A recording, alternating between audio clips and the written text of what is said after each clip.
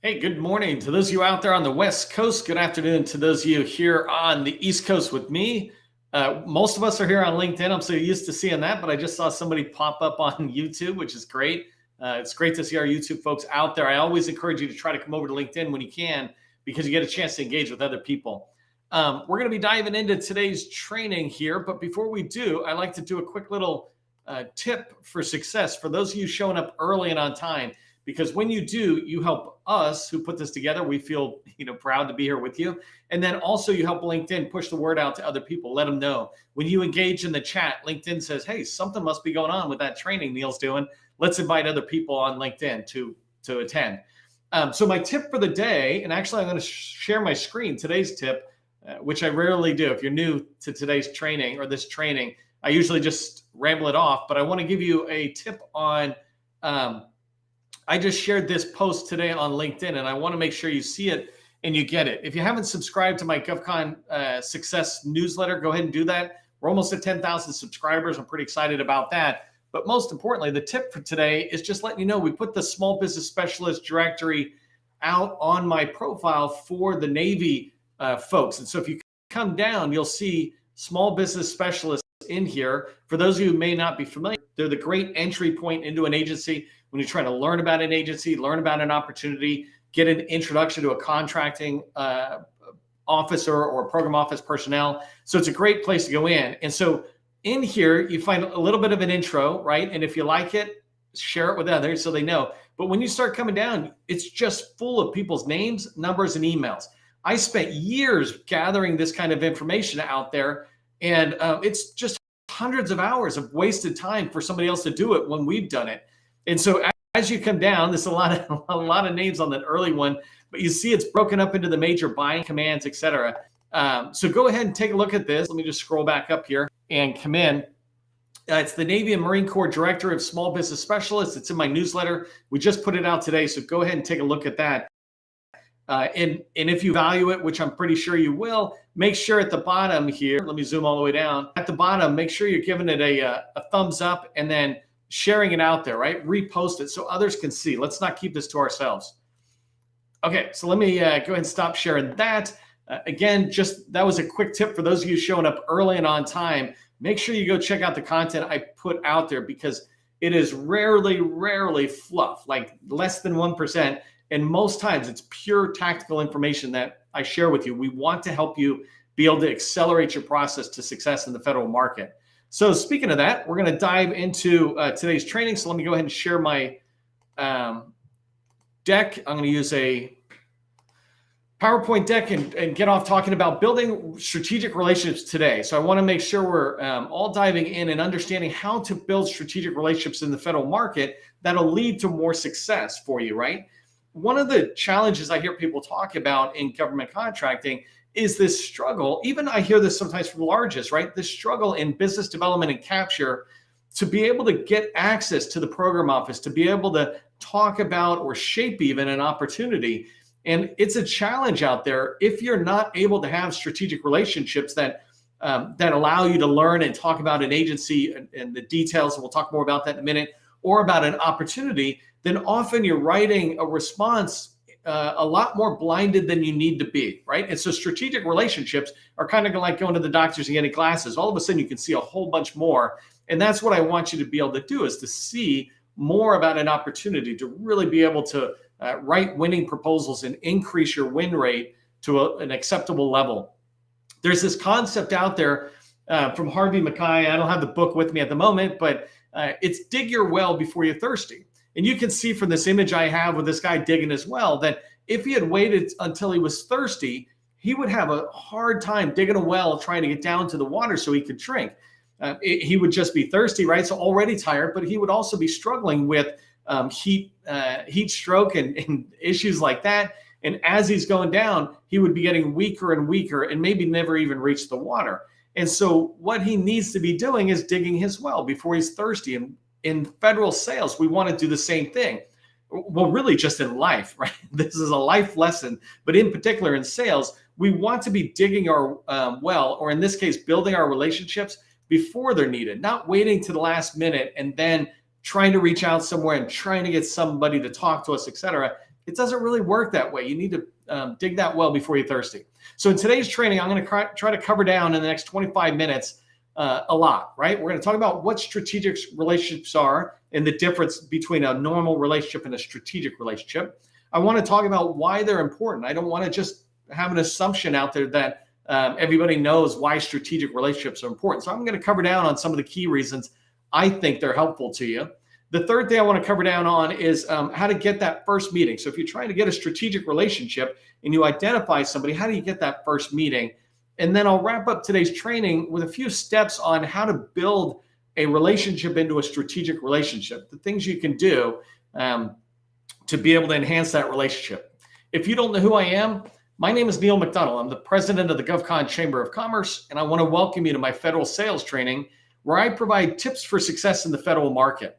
I spent 20 years in the federal market as a small business owner, and since 2018, I've been teaching people like you that government contracting is not a secret, it's just a process. When we follow a process, it goes from A to Z. We have repeatable, predictable results when we follow this process, right? And in here, if you're looking at my screen, you can see I lay out a 7-step process for federal revenue success. And when you follow that process, it will lead to success. Anytime you don't have the success you're looking for, just look at the step before sales or before proposal or before opportunities. Just reverse engineer the process to identify your bottleneck.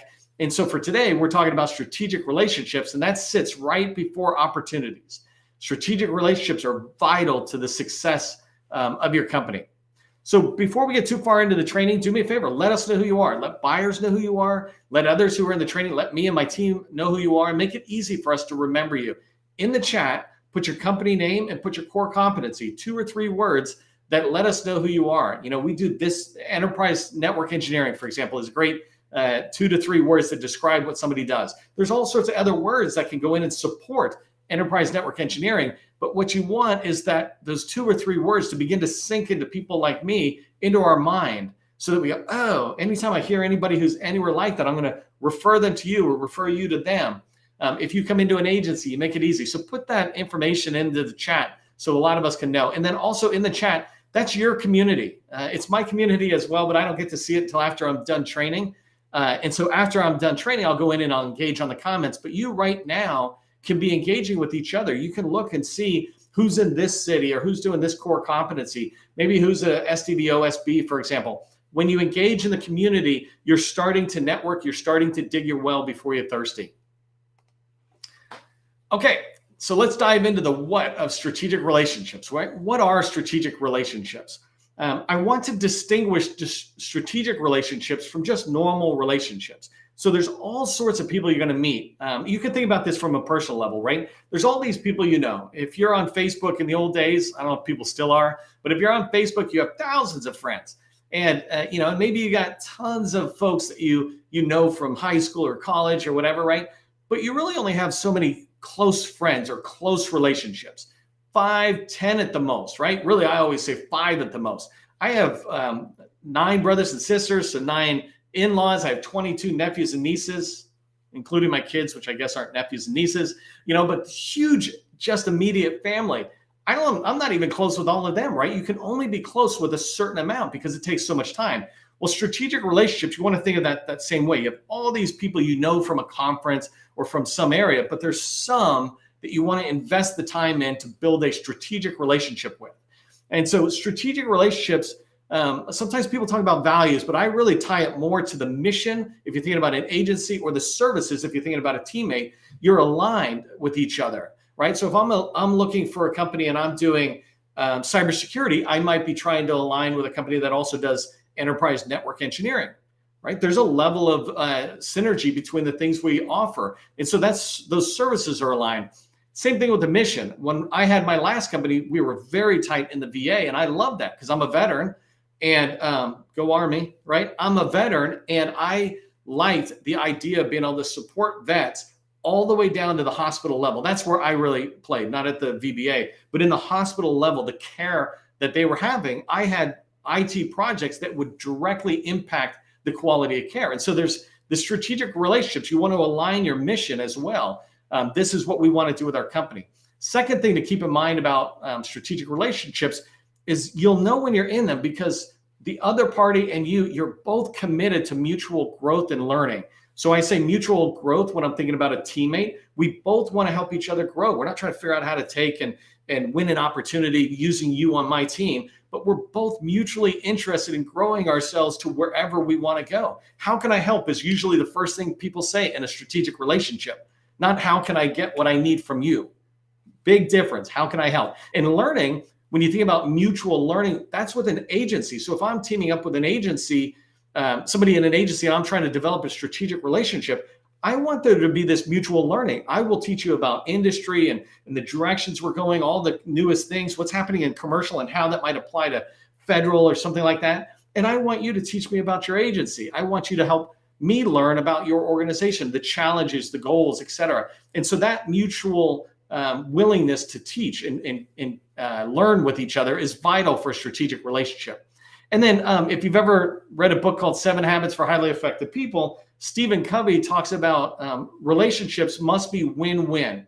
There's 4 ways they could be: win-lose, lose-lose, or lose-win, or win-win, right? You need them to be win-win. And the idea of win-win is that when we go into a relationship, a strategic relationship, it is only working for you and for me, the 2 parties, if we're both winning. Nobody can lose. It can't be lose-win, and it can't be lose-win, right? Neither one of us can be in that imbalanced or unbalanced area. So when you think about strategic relationships, make sure that they're everybody is growing. Everybody sees it as a win-win. That's how you know you're in a strategic relationship. And so I put down some criteria. You can read them if you're looking at my slides. I know some of you watch on the mobile or just listen, but here are a couple of criteria for knowing if you have a good strategic relationship, or what I hold people accountable to when I'm getting into a strategic relationship with them is I need them to actually do what they say they're going to do. That's fundamental, right? So they need to schedule meetings with me, not just promise, hey, let's catch up. You know, everybody loves everybody. It's great. Let's have another meeting someday. No, you schedule a meeting. If I'm with a teammate, I've got a recurring meeting every 2 weeks. If I don't have that, it's not a strategic relationship to me. It's not a bad relationship. It's just not strategic. It's not a commitment enough to say, hey, let's meet every 2 weeks for 10 to 15 minutes to talk about our pipeline. If we're not doing that, then it's not a strategic relationship to me. With agencies, it's a little farther out, but you still want to schedule that meeting. You say, and they say, ask me anything, and they really mean it. They're very direct when answering questions, right? So if you're trying to learn about an agency, they're not just bouncing around, I don't know, something. They're like, whoa, let me find that out. You can see it in the way they act, that they really want to help you find an answer. They're not sharing anything that they should not share, but they're willing to go out and find the information for you, or willing to just give you a direct answer. And then the last one I just wanted to say is that they can and do make introductions. If you're in a strategic relationship, you absolutely should expect introductions, warm introductions. If they're not going to make warm introductions, then they're just a great relationship. They're not a strategic relationship. Strategic relationships, like I do this all the time, where I'll introduce John to Jane kind of thing and say, hey, I think your 2 companies might have a fit. I introduce them to agencies. That's what we should look for from a strategic relationship. And the reason we want to have those strategic relationships in place and hold people to those criteria, including holding ourselves to that criteria, is that there's all sorts of ways a strategic relationship can be valuable to both parties. And I just want to talk about you for 1 second. When you have strategic relationships in place, and I believe you should have at least 8 relationships, and you can watch a different training where I talk about that. But in an agency or as with a teammate, they can help you learn about their organization. For example, I got a customer who's going after Booz Allen. They're in this one part of Booz Allen, but they don't know anybody else in Booz Allen. And so with a strategic relationship, they are now able to get introductions and to learn about, oh, you know what, Booz Allen's business development is organized this way. The way we go after agencies or business development and capture is by agency, or the way we go after business development is by vertical. So somebody's in charge of training, somebody else is in charge of cybersecurity. Understanding that about a teammate, or the same thing with an agency, understanding, well, who does SharePoint, who's in charge of facility management at military bases, whatever it is, right? A strategic relationship can help you understand that and learn more about the organization so that you know where to invest your time to learn more about how you can help. They're going to make introductions to other people within an agency. I already mentioned this, but when you have strategic relationships, that's how you get past the gatekeepers. You have somebody inside the wire who's willing to say, hey, Jane, meet John, right? Number three, they let you know about opportunities before RFIs. So the first two were around research for my 7-step process. Now you're starting to move into business development where you're trying to identify opportunities. And so you want to hear about RFIs before they even drop. At the very least, you have a chance to think about it and be able to respond even better than you would have if you were a little bit more reactionary. But at the worst, you're hearing about it, so you make sure you don't miss it when it's in your target agency. And those RFIs, they're being discussed long before they get to the contracting officer and the market research team who's going to put it out. They don't just get it one day and put it out, right? There's been discussion, and I'll talk about that, and you'll see that in a minute. Number four, they'll going along with this RFIs, right? They'll help you find answers about current opportunities. And so capture is bullet 4 and 5 here. The way I did this is bullet 4. They'll help you find answers about current opportunities. And I describe this as situational questions. If you watch me, I talk about spin selling, and I know this book might be a little small, but spin selling is the methodology I follow for 20 years. And I teach people. It's a way of asking questions. And so situational, factual questions. If I think about a current opportunity, I might be trying to understand how many FTEs are on the current contract, how many people are in here working on it from a contractor's perspective. Well, a strategic relationship might help me be able to learn that. There's a reason large businesses hire people who retire out of the military, for example. It's not because they know how to sell. They don't know how to sell at all. They have relationships and they have agency understanding or intimacy. They're able to go back in there to their relationships and begin to gather some information about an opportunity. It's not that they're learning anything they shouldn't. It's that they have access. They've dug their well before they were thirsty. I mean, they dug it for 30 years and then they came out. But number 5, going with capture, right, on opportunities, you can shape future opportunities. If you have strategic relationships and you're getting in, then you can have discussions around a particular opportunity to shape it in the direction you want. I say that capture is about shaping the requirements, the technical requirements, and the acquisition approach. You can't do either of those if you don't have strategic relationships with people who are inside the wire, so in with the customer when you're trying to go after a particular opportunity. And I put down problem questions. So here from the SPIN methodology, for number 5, when you're going in and trying to shape it, you want to be able to ask problem questions or implication questions going with SPIN. And these questions are designed to get them to think more about the problem and then to begin to think about the solution to a degree. That's what capture is understanding the problem more and the customer more, helping the customer and the customer understand your perspective on the problem and see things the way you want to see, and then to be able to bounce the solution off of them that you guys are thinking about writing in the proposal. Those things all happen when you have strategic relationships. Yes, you might be able to sneak in there at the last minute when an opportunity is in the last 2-3 months or something, but it's much harder than if you had a strategic relationship that you have been building trust the whole time with, and you're now just having another conversation.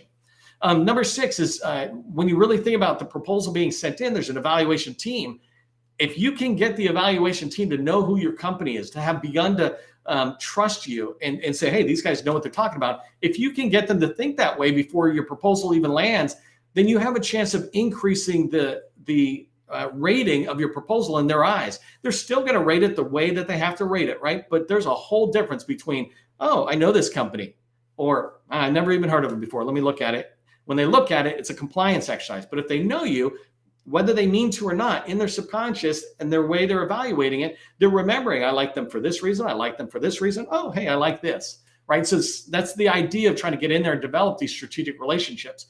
And then 7 and 8 is about more introductions. And I talk about if you can get into an agency, you can meet prime contractors that are already in there that you might be able to team up with immediately on an active opportunity, or to be able to team up with to pursue future opportunities with.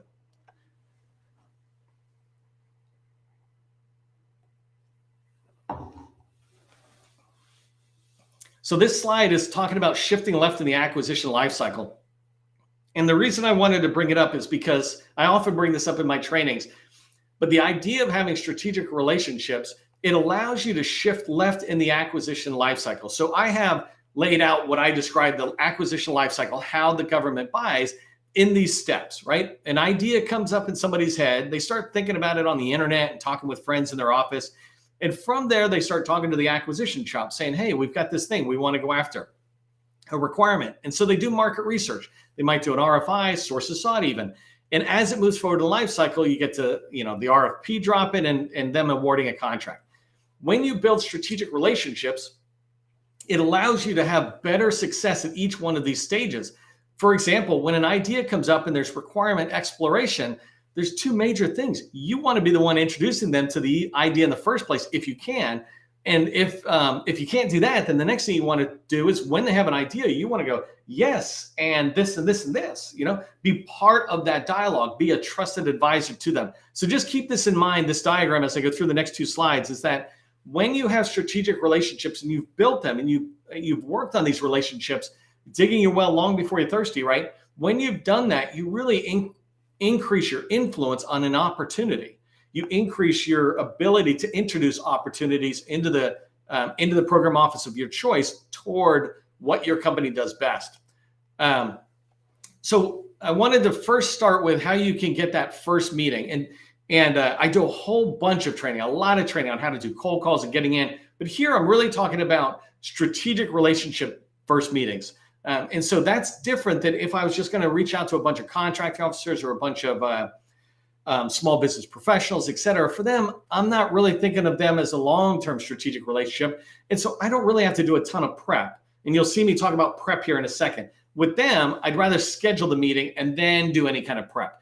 But here, this is a little different. If I'm trying to pursue a strategic relationship, then I want to do a little work ahead of time. So I got 4 steps. I put 4 steps here that I want you to think about when you're trying to get a first meeting with somebody you want to build a long-term relationship with, right? You're well. So first, be hyper-focused. When you think about going after any kind of relationships, et cetera, don't try to go after a bunch of relationships. Go after one and see if you can pursue that relationship. So here I said, go after one program office. And as an example, I put down PEO Digital, but I really wanted you to see how low PEO Digital is. Too often I hear about people who are going after HHS or DHS, but they're huge, or Department of Defense, right? Here, I'm saying go after DOD. Under DOD is the Navy or Department of Navy, and under that is Marine Corps and Navy. So I'm saying Navy, and then NAVWAR is a systems command under them, and then PEO Digital is a program executive program office under NAVWAR and in the Navy. I just want to pause 1 second in the chat. Tell me if you can see my screen or if anything's going wrong, because occasionally my phone just stops showing, and I want to make sure you're seeing it. Somebody give me an AV talk in there, and I'm going to assume it's still working while I talk about the next part. So once you choose a focused agency or a program office, then you want to build a target list. And so I talk about the 7-step process to success. Begins with research, and second step is targeting. And I just put this picture on here for you to be able to see that targeting is pretty easy when you start figuring out a process for this. All good. I almost stopped. Okay, so I see it. It's all good. Thanks, folks. Okay, so let me get back here and use a lot of energy towards the end here. Right here is PEO Digital. I got this off of LinkedIn. And what I really was trying to point out is that this is a program office, pretty low down, and there's 54 people in there. I know there's a couple of hundred people at least who work at PEO Digital, but there's 54 employees who are listed right here on LinkedIn. This is an example of where I would start building a target list. Now I have 54 people in that program office. These are not contracting officers. These are not small business professionals. These are program office people doing the work. One way or another, these people are doing the work in that program office. So then I would begin to engage with them. If I'm at an event, I could connect with them. PEO Digital does events sometimes. I can look on LinkedIn and begin to see what this company page is posting. I can also look at these individual 54 people and track them on LinkedIn and see which ones are posting. And when they do post, try to engage them one way or another. I can go research these 54 people really quickly on Google and say, hey, is anybody out there doing a podcast or a video, et cetera? When you do that, you're able to kind of engage with them out there. And from that standpoint, you then want to reach out and do an intro call. The key thing about a strategic relationship is don't push too fast for an intro call. It's totally okay to decide today, I want to reach out to small business specialists and just pick up the phone. But for strategic relationships, give yourself a month of time to build that up. These people are not for your today need. These are for your tomorrow need. So it's okay to take some time to ramp it up. And that's different than just doing cold calls. So let me come into this last slide, and I want to make sure I'm using my time wisely since we end at 12:30. Here are some steps. Once you get that first meeting and you move in, and I have a whole training on how you have a successful first meeting, so you can go watch that. But what I'm trying to do with this slide from the last slide is say, you've had your first meeting. What are some steps you can take to continue building that relationship to turn it into a strategic relationship? So the first thing I want you to keep in mind is that people buy from those they know, like, and trust. It's a common phrase that we say in sales out there, is that people buy from those they know, like, and trust, right? And so I want you to be this trusted advisor to them. They already know you because they had a meeting. They're not going to like you until they trust you, right? So that takes a little bit more time and then to get to know you. But more important than liking you is trusting your company's information. And when you make recommendations, that they believe in it. And so that's what I mean by saying a trusted advisor. You're part of that dialogue. When you have the meetings with them, you can understand where they're trying to go and contribute to that. That's what I mean by giving freely, right? And if I just back up my slides for 1 second here, I said shift left, right? People buy from those they know, like, and trust. And if you're trying to build trust, you can start sharing some of this informal information. White papers nowadays make a white paper more of an infographic, like one paper, because people aren't going to read too much. But white papers, podcasts, videos like I'm doing here, or trainings, webinars, any of these types of things that you do. I also describe meetings with no opportunity. So you're not in there trying to get something. I'm not trying to talk about this opportunity. You're talking about zero trust and the future of cybersecurity, or you're talking about the safety features of elevators, whatever it is you sell. If you can give freely, then you're shifting left in the process, because you're helping them in that informal market research where they're trying to really understand, what are we doing in the next 2, 3, 4 years? The next thing to keep in mind is that people don't care at all what you know and what your company knows until they know that you care. And so it's really important that you take the time to demonstrate that by getting to know, like, and trust them, right? You already had a meeting, but are you trusting them? Are you liking them? Are you investing energy into actually building a relationship, right? You know what it's like. Sometimes we have superficial relationships and sometimes we have deep relationships, and you want to make sure you're in there engaging with people. Then one of the ways you can really demonstrate that you care, and let me just come back, is to really get to know them. And I describe this in business development, is you want to get to know an agency, research an agency, and understand an agency better than most of them understand themselves. And so when I say really get to know them, I mean truly understand, what is their mission? What do they do? What are they trying to do? What are their goals and strategic goals, strategic objectives?